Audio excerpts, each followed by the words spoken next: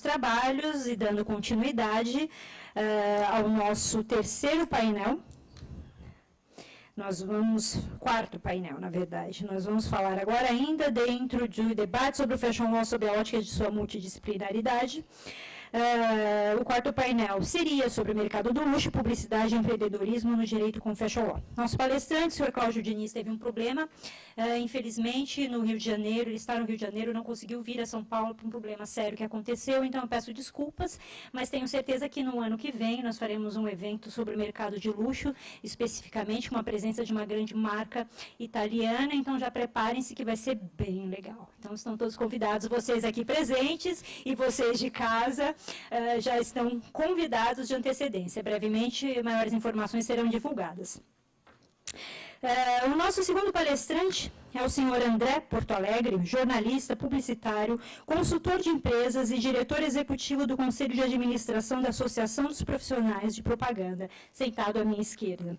À minha direita, o Dr. Fábio Salomão, Managing Partner da Salomon Aze, Professional e Self Coach, certificado pelo Instituto Brasileiro de Coaching, certificado...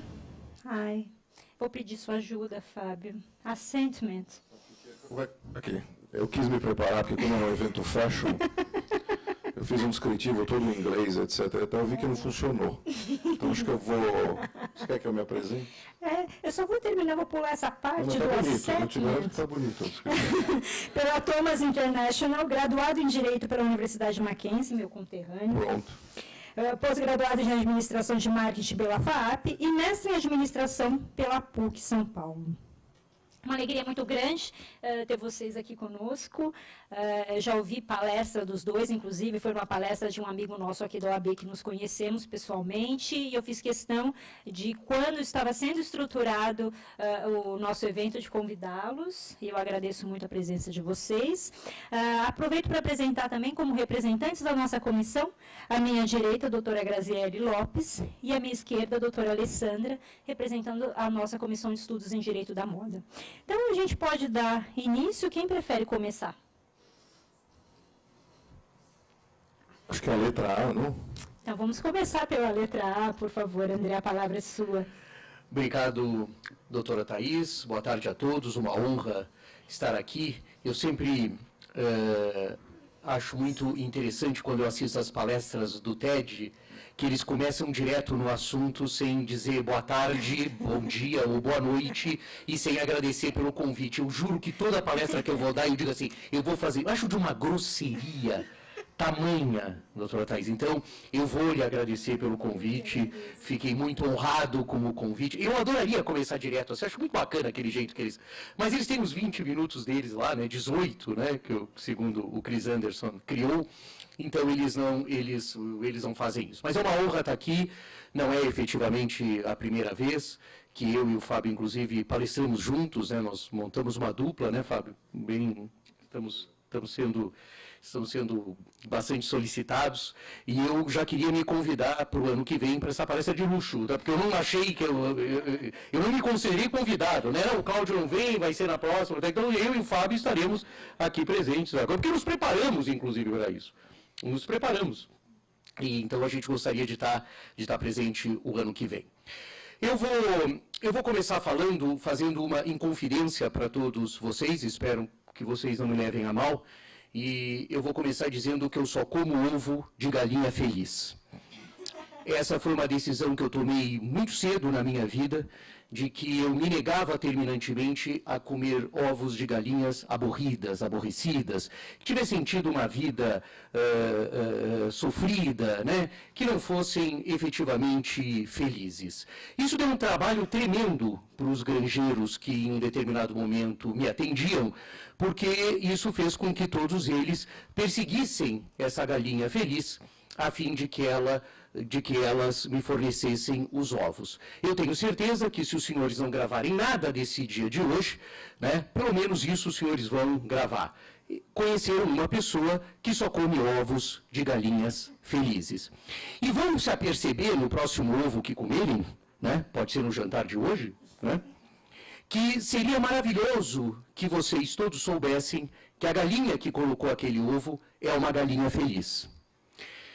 Por que eu estou contando isso para vocês? Porque isso a gente chama, tecnicamente, gerenciamento de percepção.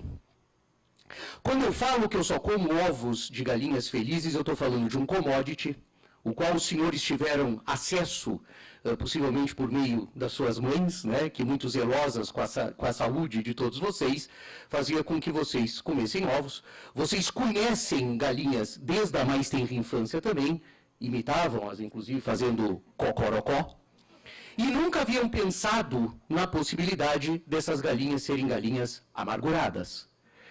Então, o ovo não seria um bom ovo. O ovo é um commodity.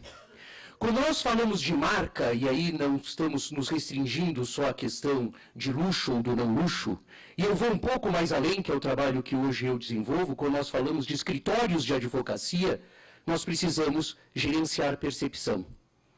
Nós precisamos transmitir uma percepção, como a que eu transmito para os senhores ao afirmar que só como ovos de galinhas felizes.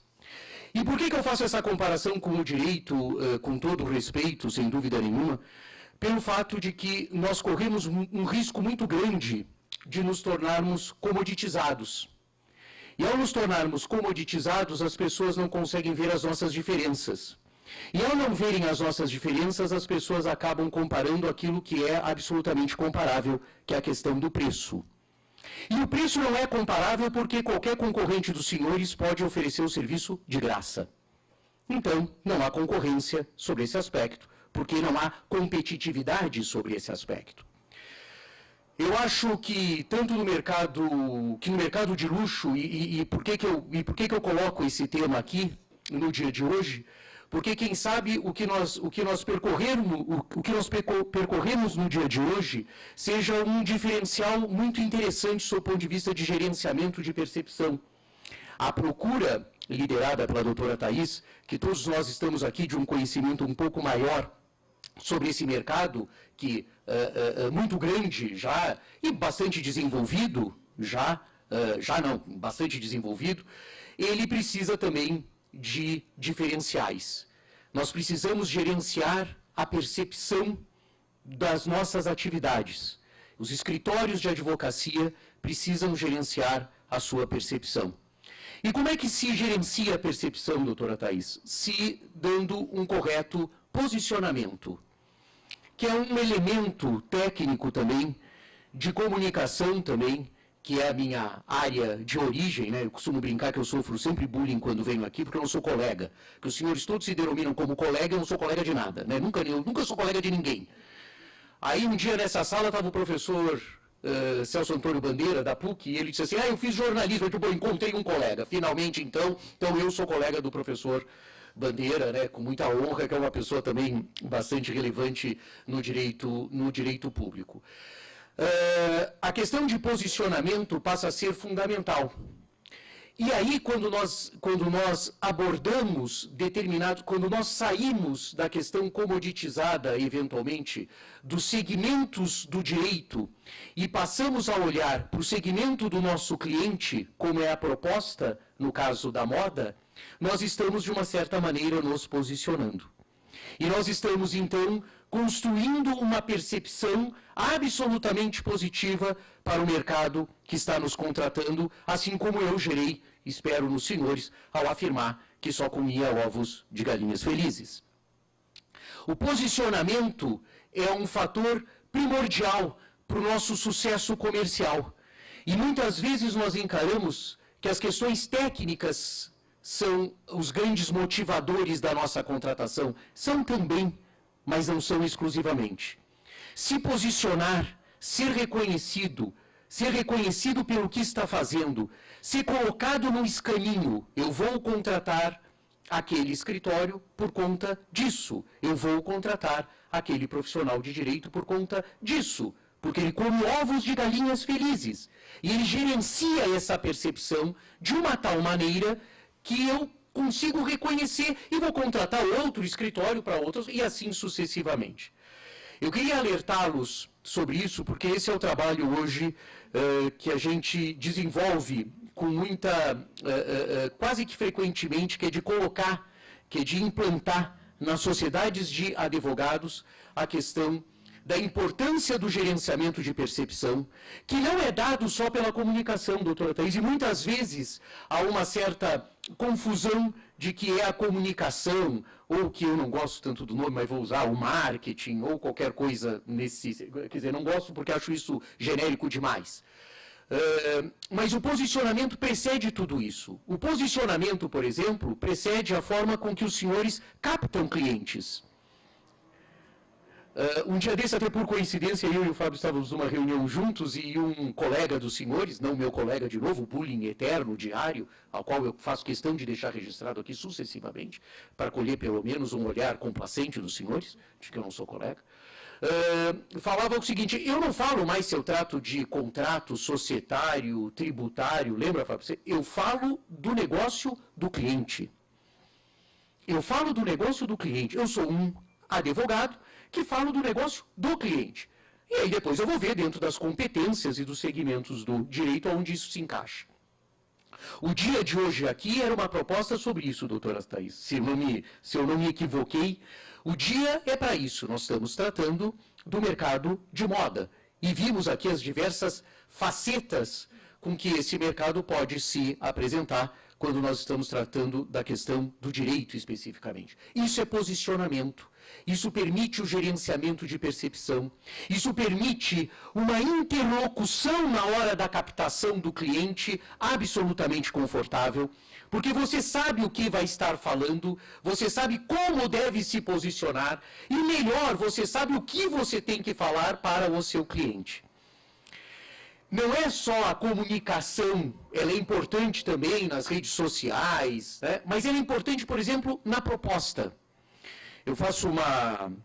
Claro que é uma brincadeira, né? Que se o dia que acontecer uma grande confusão no mundo e todos os sites de escritórios de advocacia brasileiros se misturarem, tanto fez, tanto faz, qualquer um, o que colocar lá em cima vai ser o mesmo. O do Demarest vai para o Pinheiro Neto, vai ser o do Tozini, vai para o Matos Filho, vai ser uma confusão do cão. Já? Mas eu estava tão animado. É? Obrigado, Fábio. Você vai me ceder o seu tempo, né? Vamos negócio. Você me avisa, então, quando faltar menos. Mas, porque não há property. Não há uma propriedade. Não é uma propriedade. Nós temos que criar personalidade para a nossa atividade. E a isso eu denomino posicionamento.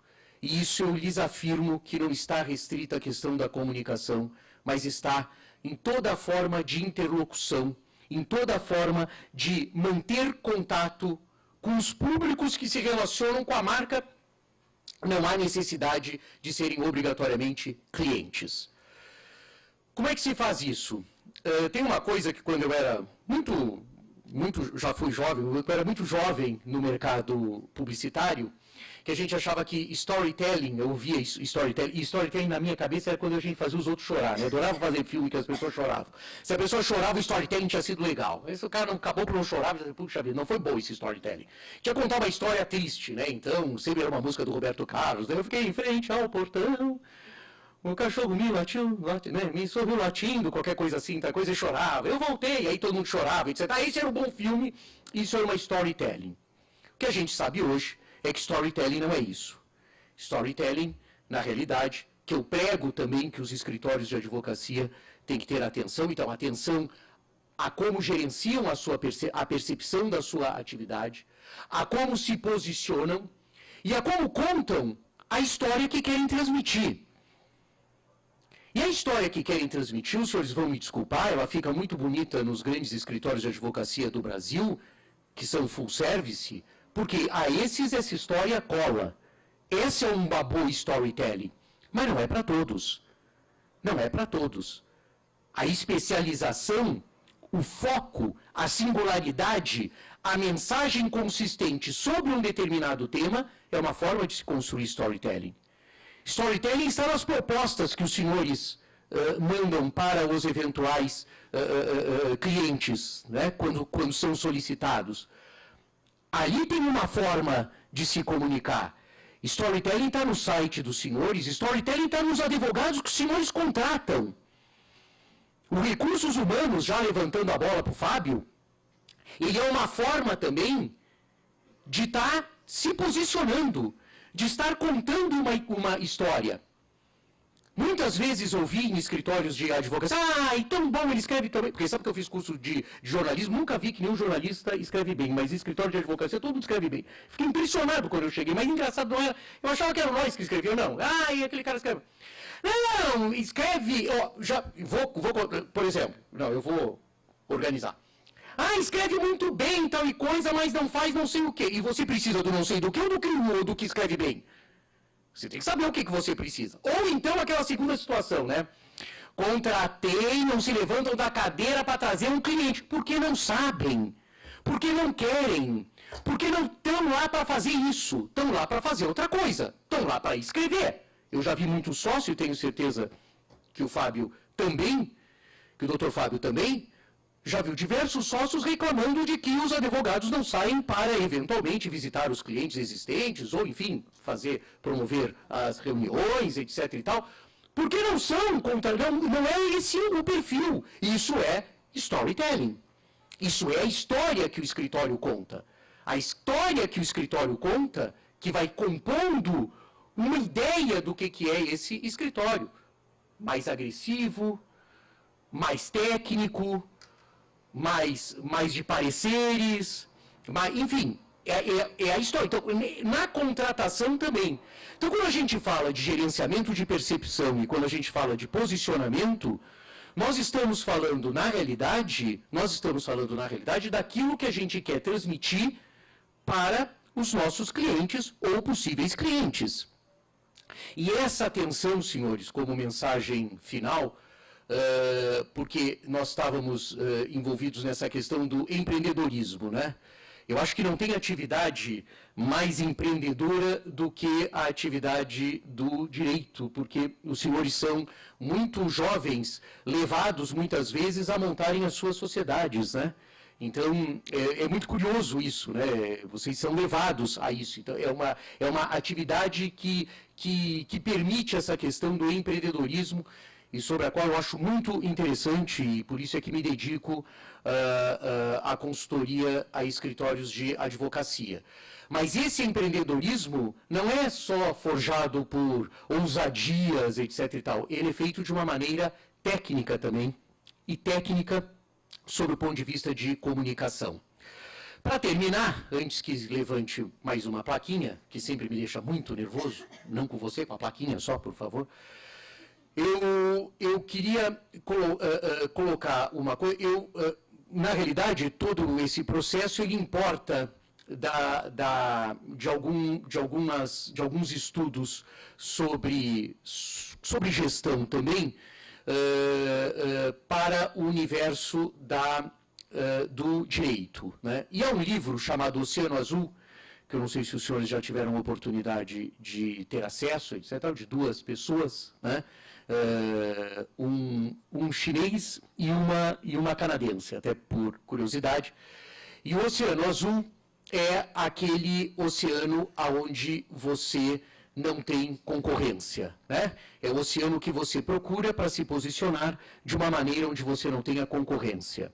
O Oceano Vermelho, em contrapartida, é o oceano que está vermelho porque todo mundo briga, né? A sardinha briga com o atum, que briga com o salmão, que briga com o tubarão, que briga com a raia, e assim sucessivamente.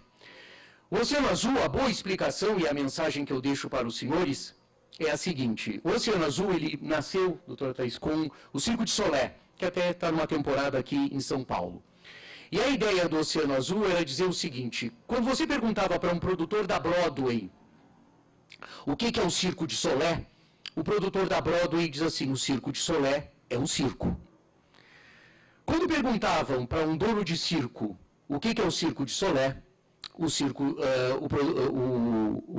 dono de circo dizia: o Circo de Solé é Broadway. Quando você não consegue definir o que você é, você está num oceano azul. Porque quando a concorrência não consegue lhe definir, você está num oceano azul.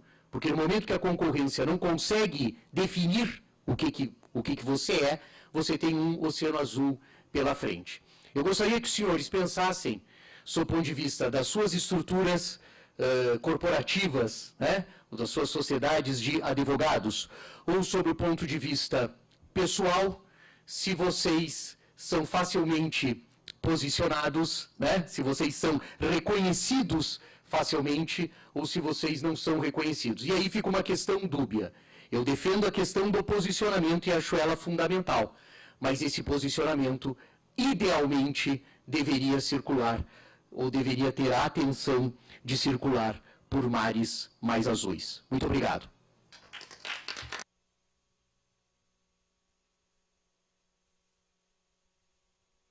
Obrigada, André. É sempre um prazer escutar você. Além de conhecer muito da área, você tem esse bom humor que traz uma leveza para as nossas palestras. Muito obrigada. Passo agora a palavra para o Fábio Salomão. Por favor, Fábio, a palavra é sua. Obrigado.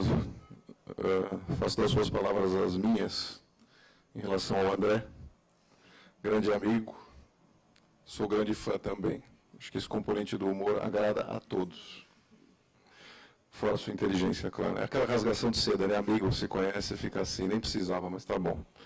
Resumindo a minha apresentação, que estava toda em inglês e cheia de coisa, porque eu achei que vocês estavam ligados nisso, estou brincando. Eu sou um recrutador jurídico. O que é isso? Eu tenho uma empresa de recrutamento e seleção de advogados. O que essa empresa faz? Recruta advogados, tanto para escritórios de advocacia, em todos os níveis, desde um advogado júnior, o que vocês conhecem como uma estrutura de escritório jurídico, advogado júnior, advogado pleno, advogado sênior, sócio, e dentro do ambiente de empresas, ou seja, em departamentos jurídicos, a mesma coisa. Um advogado júnior, pleno, sênior, gerente, enfim, seja qual for a denominação do cargo, até um diretor, VP, etc. E tal. Então, o que acontece? Eu converso com o advogado o dia inteiro. Acho que mais que qualquer pessoa. Eu já entrevistei mais de 20 mil advogados. Em diversas situações. Advogados que estão abrindo seu escritório de advocacia, empreendendo, como disse o André, e buscando um posicionamento, e buscando pessoas, e pelo meu conhecimento de pessoas, obviamente, inseridas dentro desse mercado, eles me questionam para onde vou, para onde não vou, com que tipo de gente eu me associo, quem que eu trago, quem que eu não trago. E, por outro lado, e esses não são os meus clientes, porque o meu cliente é sempre pessoa jurídica, que busca um profissional no mercado. Eu não trabalho com recolocação de profissionais. Mas o material é humano. E eu converso com essas pessoas, entrevisto as pessoas o dia todo, porque eu preciso preencher essas vacas, né? Ou preencher essas demandas. Então, ouço também do outro lado histórias, inúmeras histórias de carreira, mudanças, objetivos, ambições, etc. e tal. Então, acho que a contribuição que eu quero trazer hoje para vocês é não só desse ambiente que eu vivo, e trazer também alguns números e um pouco dessas conversas, porque eu tenho esse privilégio, eu brinco muito com o André e com as pessoas que eu conheço, que é o seguinte: eu recebo dinheiro para conhecer gente. Então, é uma situação maravilhosa. E eu costumo tirar muitos ensinamentos disso, que, de fato, se a gente parar e pensar um pouco nesse tipo de atividade, a riqueza de situações, de pessoas e de ideias é tremenda. Então, eu sou apenas um canal condutor, como diz o outro, um fio condutor dessas experiências, enfim, dessa interface que eu tenho com essas pessoas. Quando a gente fala em fashion law, e é engraçado, porque quando esse assunto começou, Thaís deve lembrar muito bem, quando alguém falava de fashion law, provocava uma risada no outro, eu não sei porquê. Você lembra disso? Fashion law, mas o que é isso? Que papo é esse? O que inventaram agora? Porque a cabeça média é isso. A gente, infelizmente, como advogado, tem uma cabeça bastante conservadora, inclusive para novidades. Está mudando, mas ainda é assim. Então, no começo, quando eu via falar de fashion law, sempre havia um riso do outro lado. Até hoje, não sei porquê. Tá bom. Anos mais tarde, e muita luta depois, inclusive de posicionamento, etc. e tal, fashion law não só é uma realidade, mas ainda há uma má compreensão das pessoas em relação ao que é isso. Então, hoje, quando eu comentei com pessoas que eu vinha palestrar aqui, eles falaram, por quê? O que você vai falar lá? Vai falar de propriedade intelectual? Eu falei, por quê? Não, você vai falar de propriedade intelectual de marcas de luxo. Eu falei, não. Fashion law não é isso. Ou não é só isso?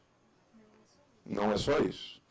Mas é impressionante ainda como as pessoas têm uma ideia errônea do que é a atividade. Mas como eu não sou um especialista em fashion law e sou especialista em outra coisa, a minha contribuição para com vocês tem até um tom muito parecido com o do André, até porque concordo plenamente com o que ele falou.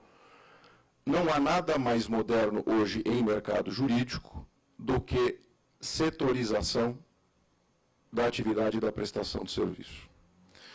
Infelizmente ou não, enfim, quando a gente conversa todos os dias com advogados, como mencionou bem o André, o papo é sempre em nível técnico. Eu sou trabalhista, eu sou societário, eu sou tributário, e assim vai. O André falou bem um exemplo, a gente conversava com um executivo da área de pneus, fabricação de pneus. E eu entrevistando o profissional, e eu perguntei, me fala uma coisa, o que é a tua atividade, o que você faz? Não, eu faço contratos, né? 80% do meu trabalho são contratos, faço societário, um pouco de trabalhista. Eu falei, não, você vende pneu. Né? Então, acho que a compreensão é um pouco diferente e a compreensão do mercado vem mudando, principalmente do ponto de vista do cliente. A grande influência ainda para o nosso mercado vem do Reino Unido e principalmente do mercado jurídico de Nova York. Isso reflete muito nos escritórios de advocacia brasileiros. Tá? Então, eu vou trazer alguns dados para vocês desses lugares ou desses mercados, para vocês terem uma ideia do que já aconteceu e vem acontecendo, e é uma possibilidade grande disso acontecer aqui. Cabe a nós trabalharmos para que isso aconteça o quanto antes, ou não. Enfim, a tendência é essa. O Reino Unido possui, para vocês terem uma ideia, mais de 100 escritórios de advocacia, com mais de 100 advogados, no Reino Unido. Eles têm mais de 25 escritórios de advocacia, com mais de 1.000 advogados, cada um. Isso é uma outra realidade. Eu gosto de trazer esses números porque eles são um pouco assustadores, mas é real. Quando vocês pegam Nova York, principalmente o perímetro ali de Manhattan, eles têm mais de 300 escritórios de advocacia com mais de 100 advogados. E mais de 30 escritórios de advocacia com mais de 1.000 advogados. Dos 200 maiores escritórios de advocacia do mundo, 145, 150 são americanos. 30 e poucos são do Reino Unido, 10 asiáticos e o resto espalhado. Então, assim, de fato, a referência mundial ainda é Nova York, principalmente, e, digamos assim, o perímetro de Londres, mas a gente chama de Reino Unido. O que esses caras têm de diferente da gente? Muita coisa. E números do Brasil já também são surpreendentes. Vocês têm no Brasil mais de 60 escritórios de advocacia com mais de 100 advogados. Então não é pequeno, é gente informada. Mas ainda você tem uma resistência muito grande à conversa da setorização. E vejam só, no Reino Unido, 1/3 dos escritórios já se posiciona formalmente como setorizados. Em Nova York, 1/4 disso, um número que vem crescendo. E o que é essa setorização? Hoje você conversa e vê um escritório de advocacia, visita o site dele, interage com a marca, você claramente vê que é um escritório de advocacia voltado para o mercado financeiro, por exemplo. Outro, que você visita, conversa e interage, ele é posicionado para o agronegócio. E assim vai. Indústria farmacêutica, indústria química e etc. Não há nada mais moderno, como eu falei, do que isso em relação a posicionamento dentro do mercado jurídico. Acabou essa história de querer que o outro compre o que a gente quer vender. A conversa não é mais essa. Hoje a conversa é fazer com que o cliente acredite no que a gente acredita. Isso tem tudo a ver com fashion law, isso tem tudo a ver com setorização, tem tudo a ver com o que o André falou. Quando a gente fala de posicionamento, e hoje, como o André falou, hoje está tudo socializado de certa forma. A tecnologia invadiu o nosso mercado, claro, muita calma, não vai acabar a atividade. A gente brinca disso, mas obviamente vai varrer do mercado a prestação de serviço jurídico de baixo valor agregado, como qualquer outro mercado. Tá? Então, no ambiente tecnológico e de baixo preço, todos somos teoricamente iguais. Como vamos nos diferenciar? E aí que entra a história da setorização. Porque advogado trabalhista por advogado trabalhista, é advogado trabalhista. Advogado societário por advogado societário, há inúmeros rankings, etc. e tal, referências, mas advogado societário.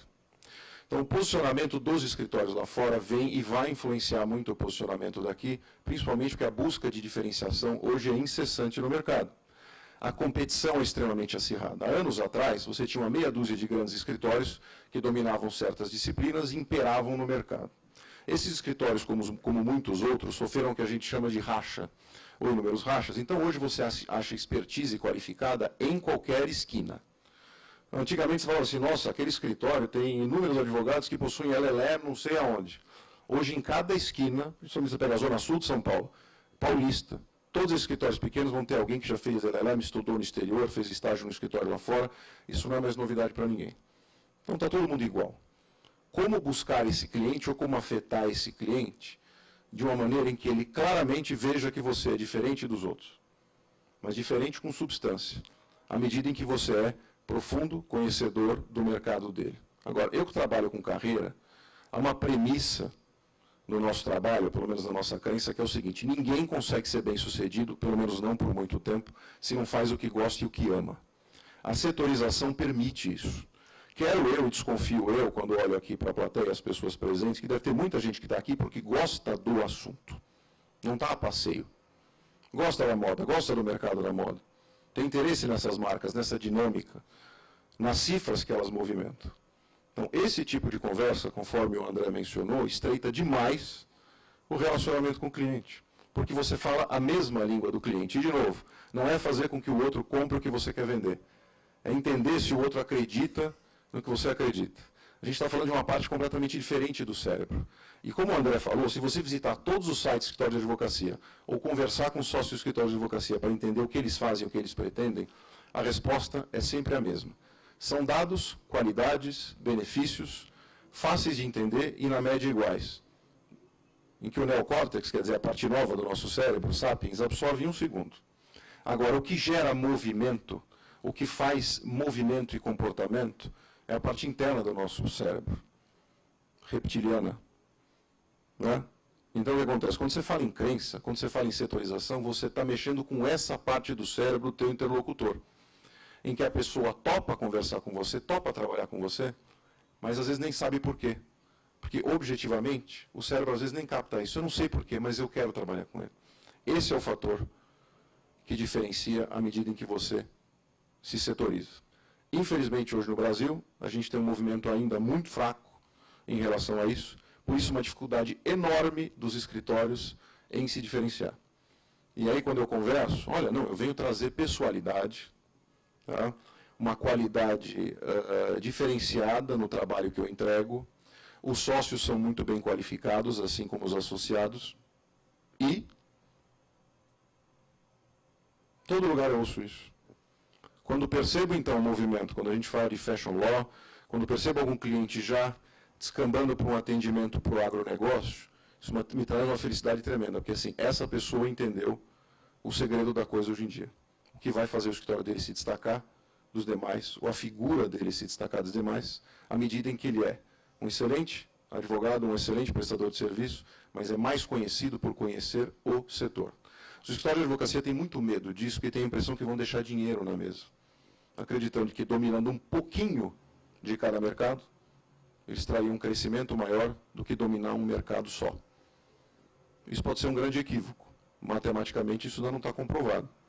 Mas há uma desconfiança de que, de fato, se investisse nesse sentido, haveria uma diferença muito grande de percepção dessas marcas, que hoje, cá entre nós, para quem não conhece o mercado, que muitas vezes é o próprio cliente, o dono de uma empresa, são só cores diferentes e pessoas iguais.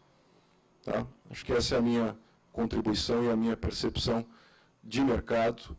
E, de novo, reforço para vocês, não há nada mais moderno do que se falar hoje em mercado jurídico, principalmente quando a gente fala de setorização. Esse é o caminho para o futuro, muito mais que tecnologia. De novo, tecnologia vem substituir o serviço de baixo valor agregado, um serviço que vocês, no íntimo, não vão querer fazer, por mais que não enxerguem isso. Isso é um grande ganho para a sociedade. A entrada da tecnologia só valoriza o fator humano, não o contrário. Podem acreditar nisso. Há uma retomada muito forte de entender e buscar pessoas que se responsabilizam pelo que falam. Isso a máquina, nesse setor a máquina não atua. E quando nós temos inúmeras universidades jogando os profissionais despreparados no mercado, isso também deve acabar, porque são pessoas hoje que vêm suprir cadeiras no mercado que nem elas sabem se querem atuar, mas é a única saída que tem. Acabam escolhendo o curso de Direito, porque não há outra alternativa, já que gostam ou têm afeição pela área de humanas, acabam trabalhando em escritório de advocacia, onde elas sentam num cubículo, com um fone na cabeça, copiando e colando ações, sem o menor entendimento do conteúdo daquilo. Então, assim, isso vai desaparecer. Não sei porque eu entrei no papo de tecnologia, mas eu me empolguei.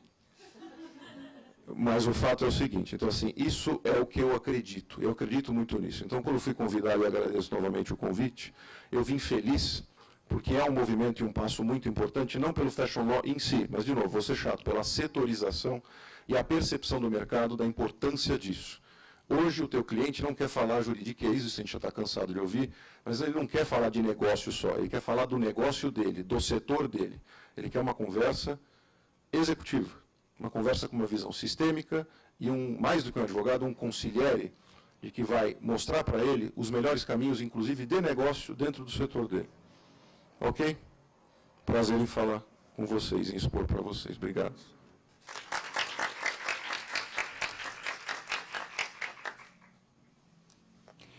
Fábio, eu agradeço a sua contribuição aqui conosco, a partilha, é sempre muito bom também te ouvir, ouvir a sua visão negocial do direito, e o lado de quem está um advogado, do outro lado, que assessora a contratação de advogados. Então, você, melhor do que ninguém, está por dentro sobre o que o mercado exige, quais são as qualificações, o que está sendo buscado realmente. Eu acho que isso é muito importante, principalmente numa área mercadológica nova, como é o Fashion Law. Antes de passar para as perguntas da plateia, eu vou aproveitar e fazer uma pergunta para cada, começando com o André. André, você sabe que nós temos aqui na casa a Comissão da Jovem Advocacia, né? Então, o meu questionamento vai ser tanto para quem está começando no direito, para aquele recém-formado que está começando a desenvolver a sua carreira, quanto para aquela pessoa que já é mais experiente e, de repente, percebe o seu nicho de atuação saturado e busca uma nova segmentação onde possa atuar, onde possa lograr mais êxito. Uma dica sua para que esses profissionais eles possam usar a publicidade, usar a sua divulgação de uma forma positiva ao seu favor. Obrigado, doutora Thaís. Eu acho muito interessante o trabalho feito por essa casa com a questão da jovem advocacia. Eu vejo isso com muito bons olhos, quem sabe seja uma das atividades profissionais com essa relevância que o direito tem e que os advogados assumem no mundo todo, mas em especial no Brasil, quem sabe seja das mais respeitadas, né? Das mais respeitosas, esse acolhimento de uma certa maneira que essa casa faz aos egressos dos cursos de direito, e os senhores sabem que são muitos cursos de direito, e os senhores sabem também que são muitos estudantes de direito, é muito simpático. Eu gosto muito disso, e gosto inclusive dessa questão acolhedora, né? Eu percebo no trabalho feito pela Jovem Advocacia uma questão de acolhimento. Essa pergunta mais ou menos vale $1 milhão, né? Mas sou muito amigo da doutora Thaís e vou então responder. Né? Estou hoje assim, hoje, Fábio, não sei que eu estou assim, essa liberdade toda. Estou hoje estou bondoso. Eu acho, doutora Thaís, que nós somos eu sempre, tem uma coisa que me causa uma certa confusão, que é quando assim, adoro aquela pessoa pessoalmente, mas profissionalmente não gosto. Ou o contrário, né? Aquele cara profissional é ótimo, mas como pessoa não. Nós somos um só. Nós não somos divididos, saiu o André profissional, o André profissional é ótimo, é uma pessoa muito ruim, não gosto daquele cara. Ou o André profissional é catastrófico, mas é uma pessoa muito boa. E isso a gente ouve, né, nos escritórios, o mundo corporativo, ele divide as pessoas, nós somos únicos. Então, acho que uma dica é que se vejam como únicos, né? Eu vou ser único em todas as minhas relações. E comecem a pensar, doutora Thaís, de repente, no storytelling que vocês estão contando sobre vocês mesmos, sobre os jovens que eu estou falando, né? Quer dizer, comecem a se encarar. Eu sei que agora eu vou falar, fica uma coisa meio assim, causa um certo estranhamento. Eu dei aula durante muitos anos, nos cursos, obviamente, de comunicação. Então, assim, se vejam como produtos, né? Como produtos, assim como vocês olham para os produtos, não tem produto que a gente gosta mais, né? Tem produto que não fala, é que a gente gosta, pô, que marca simpática, me lembro dessa marca. Nós aqui no Brasil cantamos jingles das marcas que a gente mais gostava, né? A Groselha Vitaminada Milênio, o Fábio, por exemplo, canta Decore e Salteado, é uma coisa. a hora do lanche, que hora mais feliz, agora também, é um meta, a gente assume. Então, assim, se encare como um produto, né? E aí eu acho que você vai, se veja como único, construa um storytelling que faça sentido, né? O mercado publicitário, doutora Thaís, ele é muito disputado, né? Eu me lembro que eu tinha alunos que falam assim, ai, André, eu queria servir cafezinho numa agência de propaganda. Eu disse, então vai, servir cafezinho é fácil, difícil vai ser redator publicitário, atendimento, planejador, essa parte é complicado. Servir cafezinho, eventualmente, você vai lá, acho que vai ser... Vocês não querem servir cafezinho, você quer ser... Essa percepção, esse posicionamento já fica confuso, né? Então, pense-se único, construa um storytelling, faça ações que colaborem com essa percepção, entende? Quer dizer, persiga aquilo, os cursos complementares, a formação complementar, que faça sentido para quem vai ler, né? Para quem vai ler o seu currículo. O que você frequentou, que orne. Porque aí você consegue construir, a gente gosta de colocar as pessoas em escaninhos. Fulano de tal é isso, a gente gosta de reconhecer. Isso facilita a nossa vida, a vida do interlocutor. A dica, o conselho é esse, quer dizer, já comece a construir no primeiro estágio. Eu fui CEO de um escritório de advocacia, então eu falo com muita tranquilidade sobre isso, e de uma banca de médio porte, uma boutique de direito administrativo. E eu via, por exemplo, assim, eu acho incrível, gente, estagiários, né, são posições, né, Fábio, que se consegue, eu vou falar com muita facilidade, e não é, pelo contrário, eu ficava encantado quando eu via, né, aqueles talentos fazendo as provas para serem estagiários, etc. Tal. Tá ali, é o começo, é essa construção. Como é que você vai construir, como é que você vai ser percebido pelo advogado, eventualmente júnior, que está logo acima de você, pelo pleno, na eventualidade de se relacionar com o sênior. Quer dizer, uma imagem única, né? Forme isso. Pode ser até que não dê certo, Thaís. Aí você vai, né? Não é obrigatório dar certo. Mas eu acho que a gente tem que se preservar, e se preservar nesse sentido, sabe? Construir e se blindar. Porque, às vezes, um pouco empolgados, né, a gente dá umas desviadas, assim, né? Eu via questões, por exemplo, estagiários que se desligavam, né? E eram super bem avaliados, né? Aí o cara descobre, quando está no 4º ano, que não quer mais administrativo, que ele quer criminal. Eu digo, mas meio tarde, né, caboclo? Mas tudo bem, não quer mais, vai embora. Então vai procurar um negócio. Esse cara, no dia que ele resolver voltar, já é um problema, né? O que também não é uma questão. Eu estou dizendo assim, se preserve, monte a sua história, construa a sua storytelling de uma maneira que quem está olhando vê assim, puxa vida, que interessante. Vejam a minha preocupação. Eu tive que cavar aqui no meio que eu fui CEO de um escritório, até para me legitimar com vocês. Isso é uma storytelling. Então eu vi o caboclo aqui, por que a Thaís convidou esse cara? Né? Por que ele veio aqui? Então, teve uma hora que eu tive que contar para vocês que em um determinado momento da minha vida eu atuei. Isso é storytelling, isso é como a gente se legitima. Eu vou terminar, quer dizer, eu vou para que o Fábio possa falar um pouco também, senão eu falo muito. Mas eu queria dar uma coisa só dentro dessa. A gente se legitima por três elementos básicos. Utilidade, ou seja, se nós somos percebidos como úteis. O dia que nós não formos percebidos como úteis, eu não consigo me legitimar. Se eu não sirvo para aquilo especificamente, ou para nada, no pior das hipóteses, eu não consigo me legitimar.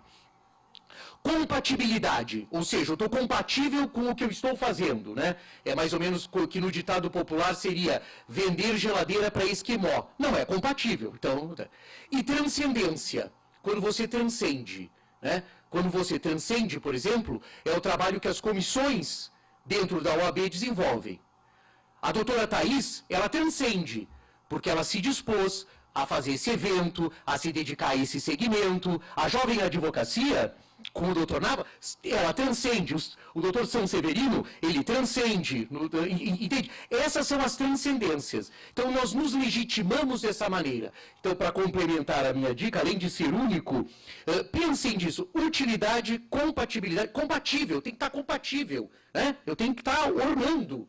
E transcendência. Eu acho que se a gente conseguisse equilibrar esses 3 eixos, seria bastante interessante. Perfeito, André. Muito obrigada. A pergunta de $1 milhão foi bem respondida. Vale 2. Tá vendo? 2,5. Fábio, o meu questionamento para você é bem objetivo. Eu acredito que todos que estão aqui, que ainda não atuam efetivamente na área, ou quem esteja nos ouvindo de casa, do escritório, enfim, o que o mercado busca de um fashion lawyer em potencial hoje em dia? O que você poderia nos dizer aí? Quais são as qualidades, o que é exigido do mercado de um bom profissional para que ele tenha uma carreira desenvolta, para que ele tenha efetivamente um futuro aí? Perfeito. Você diz do ponto de vista técnico, é isso? Técnico e comercial também, que eu acho que atualmente a advocacia, ela não basta que você tenha o conhecimento técnico, claro. Você tem que fazer uma junção de várias qualidades. Se você puder apontar para a gente. Claro, acho que do ponto de vista comportamental, isso serve para todas as áreas. Uma postura importante do advogado, e principalmente do advogado brasileiro, acho que a primeira coisa que eu diria é saber ouvir. A gente é criado dentro do ambiente acadêmico, e dentro do ambiente acadêmico a gente aprende sem querer, mas isso é reproduzido o tempo inteiro, que o bonito é discordar. A gente é obrigado a se posicionar o tempo todo em relação ao assunto, mesmo que você concorde com o colega ao lado, em que idealmente você poderia falar o seguinte: concordo. Mas, e como há uma questão muito forte desse ambiente de vaidades e nomes, e o que é falado no corredor, e fulano, beltrano e ciclano, então há essa mania de querer falar mais que a boca, como diz o outro. Isso é um problema muito sério diante de cliente. E aí que vem as reclamações no seguinte sentido: quer dizer, o sujeito me atendeu, está ótimo, ok, me colocou toda a jurisprudência do mundo, mas não entendeu o que eu queria. Tá? Então, assim, à medida em que você ouve mais, você consegue entrar mais, como eu falei, na crença do teu cliente, no negócio do teu cliente, e ser mais até cirúrgico. Entregar um trabalho mais rápido, talvez com um preço melhor, e ter uma recorrência maior de trabalhos com esse cliente. Acho que isso traz satisfação hoje. Principalmente no mundo, de novo, tecnológico, onde as coisas são, a informação circula assim. Acho que praticidade tem muito a ver com saber ouvir. Você tem um atalho gigantesco em relação ao diagnóstico que você pode dar para qualquer cliente teu, isso em qualquer mercado. Então, o que eu falaria, por exemplo, um advogado em qualquer mercado, a primeira coisa do ponto de vista da postura é saber ouvir. A outra questão, que também tem a ver com qualquer atividade, é paixão. O que move relacionamento, o que move negócio é paixão, e em ver do outro lado alguém que quer e se dedica a construir alguma coisa.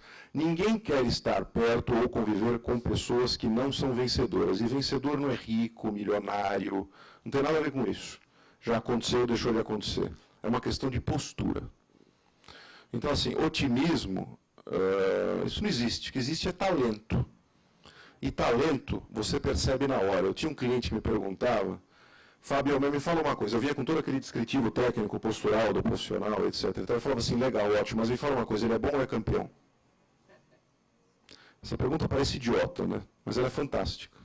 Porque qualquer um sabe diferenciar, quando você está olhando para uma pessoa, se ela é boa ou se ela é campeã. Rapidamente. Rapidamente. À medida em que você tem interesse legítimo na pessoa. O que é uma outra questão. E que tem a ver com o ponto 1 que eu falei. Né?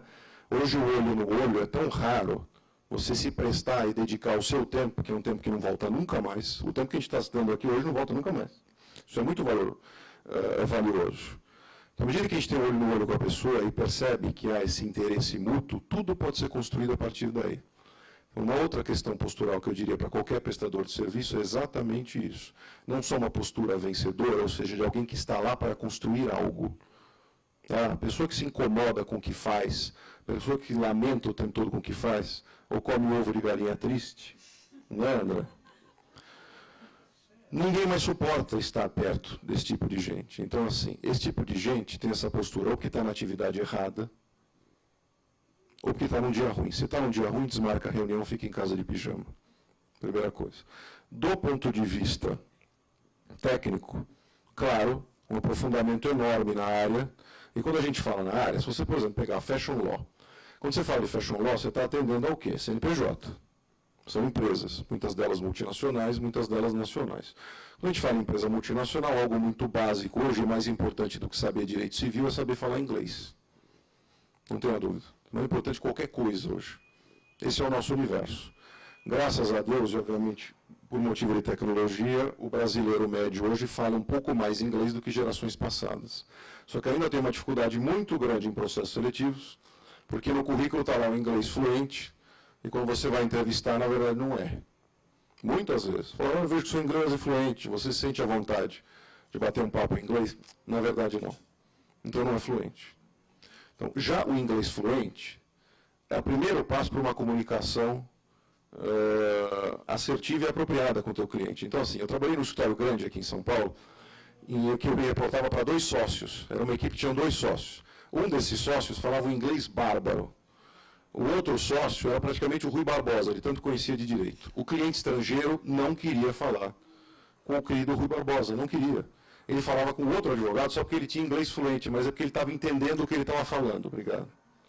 E o que acontecia, eu sempre menciono isso, o ultra preparado tecnicamente acabava se reportando informalmente àquele que falava inglês, porque o cliente não queria falar com ele. Então ele tinha que passar operacionalmente as informações para o que falava inglês, para aí sim ter interface com o cliente. E o cliente ficava com a visão fantástica daquele sócio, só porque ele falava inglês. O que eu estou dizendo para vocês não estudem, não é isso.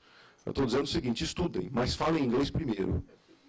Isso é fundamental em qualquer atividade. Então, quando a gente atende CNPJ, normalmente a maior demanda das empresas, em ambiente de crise ou não interessa o quê? São contratos. Não interessa que tipo de contrato. Então, hoje a advocacia corporativa, o grande volume de trabalho está em contratos. Como você passa por uma crise hoje de mercado acentuada, que vem melhorando, muitas das empresas vêm desligando os profissionais do departamento jurídico interno. Se vocês pegarem essas marcas internacionais e de luxo, ou elas não têm um departamento jurídico interno aqui no Brasil, ou ele é super enxuto. Então, consequentemente, o teu escritório vai acabar pegando um serviço terceirizado de dia a dia de departamento jurídico dessas empresas. E dia a dia de empresa é contrato. E pode ser um contrato de joint venture mais sofisticado do mundo, como o da empresa de empresa terceirizada. Então, primeira coisa, conhecimento de contratos, tanto nacionais como internacionais. Vocês vão dar risada, mas propriedade intelectual, não tem dúvida, que é algo hoje de baixo valor agregado do ponto de vista de preço, mas algo que é importante para essas marcas, até porque o patrimônio, muitas vezes, dessas marcas é o próprio portfólio de marcas. Questões tributárias, porque o Brasil é um país único em tax, não há estrutura tributária igual no mundo, tá? Se sou positivo ou não, não vou me posicionar em relação a isso, acho que é uma questão de vocês. Mas, de fato, é uma posição e uma estrutura única no mundo. Trabalhista, a mesma coisa. Tem calo de cliente estrangeiro, principalmente de mercado de moda, é a relação de trabalho aqui no Brasil. A CLT também é algo único no mundo, o modelo de contratação é único no mundo. Então, há muita demanda de trabalho para o fashion lawyer em contratos, tax, propriedade intelectual e trabalhista, sem dúvida. O resto é o beabá normal de prestação de serviço jurídico. Respondi a tua pergunta? E objetivamente. Obrigado. Foi mesmo? Tá bom. Abro para as perguntas da plateia. Alguém gostaria de fazer algum questionamento? Não acredito que vocês não vão fazer nenhuma pergunta. Por favor, doutora, venha até o púlpito.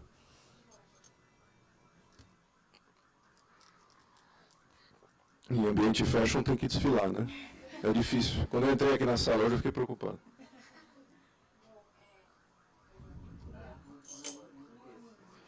Bom, a minha pergunta é para o Fábio, porque eu percebi que ele é coach e ele trabalha com RH, né? Isso. E aí você fez direito e você teve uma transição de carreira. E aqui eu já percebi que tem gente na mesma situação, inclusive eu. Ok. E eu queria que você falasse sobre isso, porque às vezes a gente percebe que o direito é meio quadrado. E que ele não aceita essas diferenças de, tipo, fiz direito, agora eu quero atuar em ADM. Ninguém me chamou para entrevista. Ótima pergunta que muita gente não tem coragem de fazer. Vamos lá. Ninguém nasce. Na minha atividade, o pessoal chama de headhunter. Eu acho chique, mas eu não gosto. Eu me chamo de recrutador. Ninguém nasce e chega para a mãe e para o pai e fala assim, mãe e pai, eu tenho um sonho, eu quero ser recrutador. Quero ser headhunter. Isso não existe. Ou seja, minha carreira no ambiente jurídico não foi bem sucedida. E não foi bem sucedida por quê?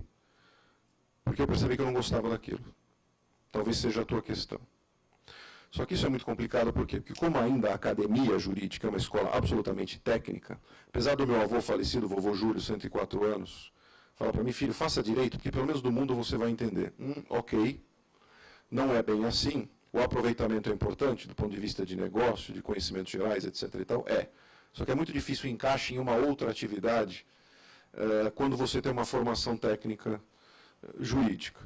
Eu me vi, na época, um pouco perdido em relação ao que fazer, e você tocou num ponto fundamental, porque o jovem sofre muito hoje para entrar em qualquer mercado.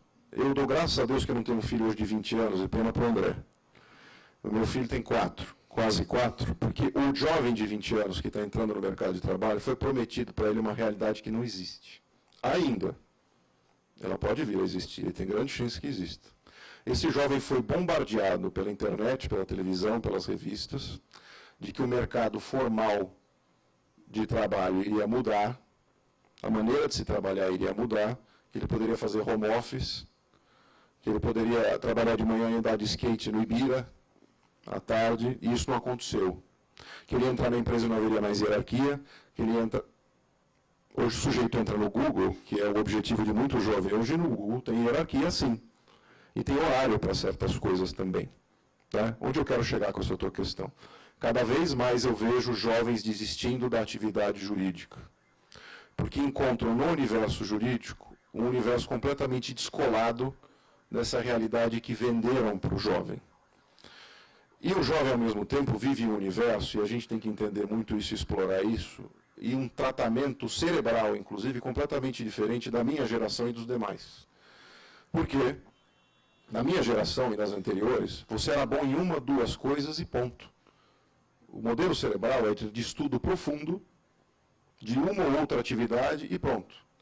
Hoje, como você tem uma abundância de informação, você tem facilidade dessa informação, hoje qualquer profissional, uma empregada doméstica, uma manicure, um cabeleireiro, o presidente da República, ele pode entrar agora no Google e fazer os cálculos trabalhistas dele aqui. Você entende o que eu estou falando? E hoje eu entro em inúmeros escritórios e clientes que tem lá uma biblioteca linda, maravilhosa, que hoje...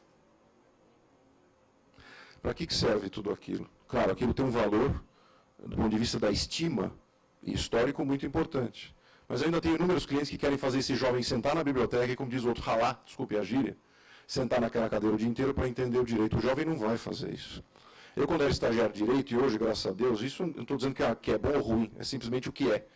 Eu sei todos os caminhos de São Paulo, eu não preciso de Waze para nada, porque eu camelava pela rua. Esse cidadão tem Waze, ele não vai. O cérebro dele não vai se esforçar para isso. Veja, não estou falando se isso é bom ou se é ruim.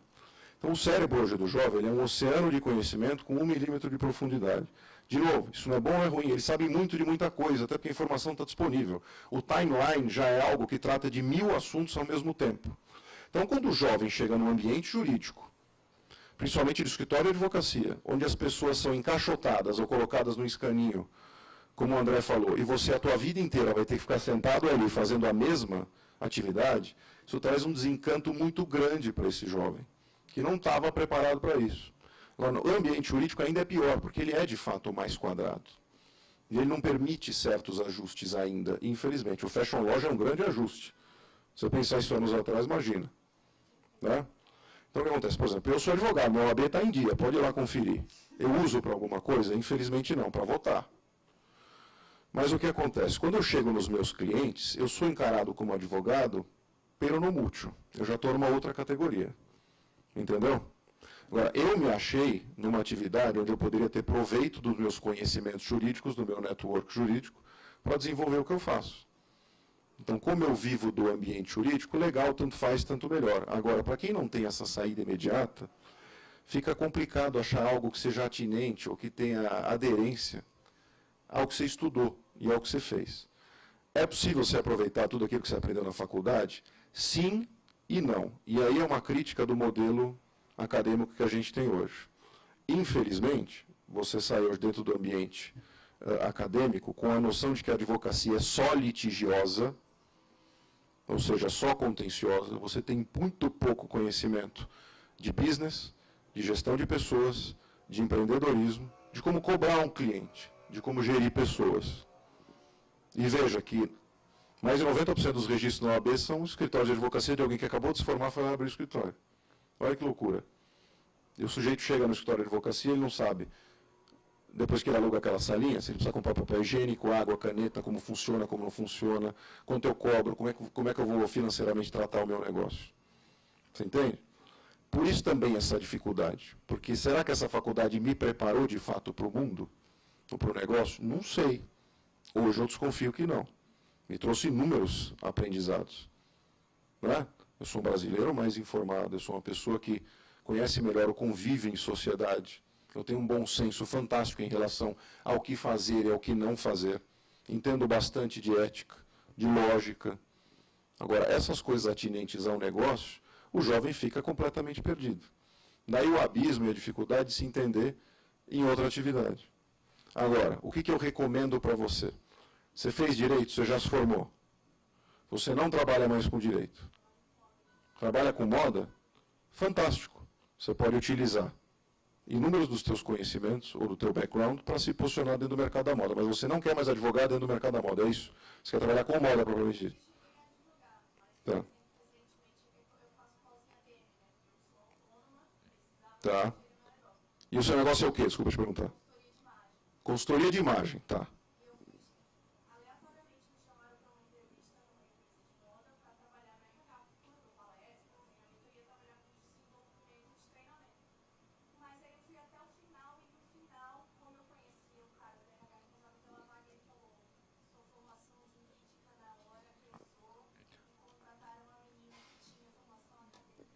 Mas posso te falar uma coisa? Você deu uma sorte enorme de não trabalhar nessa empresa. Péssima compreensão do RH, péssimo trabalho do RH. Que isso não tem nada a ver uma coisa com a outra. E depois falam também que o mercado jurídico é fechado, né? Você vê um exemplo de gente que tem a cabeça fechada.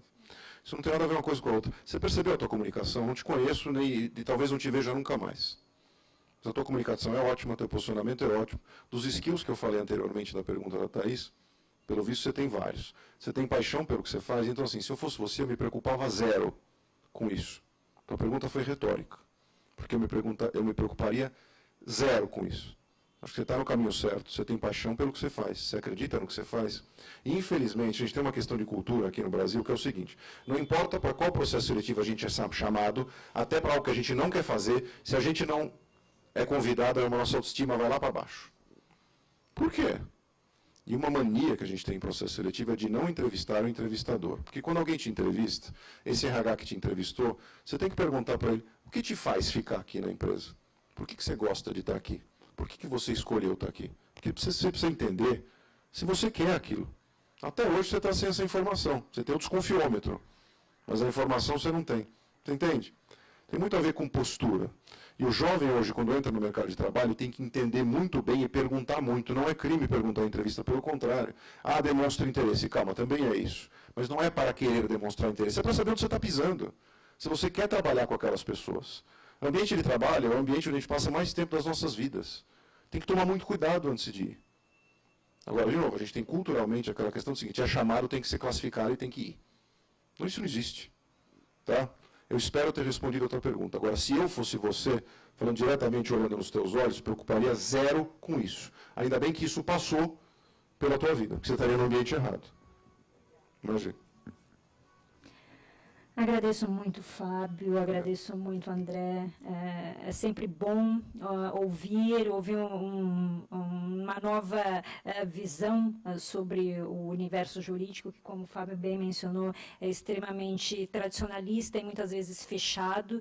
E nós, com essa área mercadológica nova, recente, desbravando aí mares bravios, eu diria, é sempre importante nós termos essa troca de informação. Então, eu peço uma salva de palmas para os nossos palestrantes.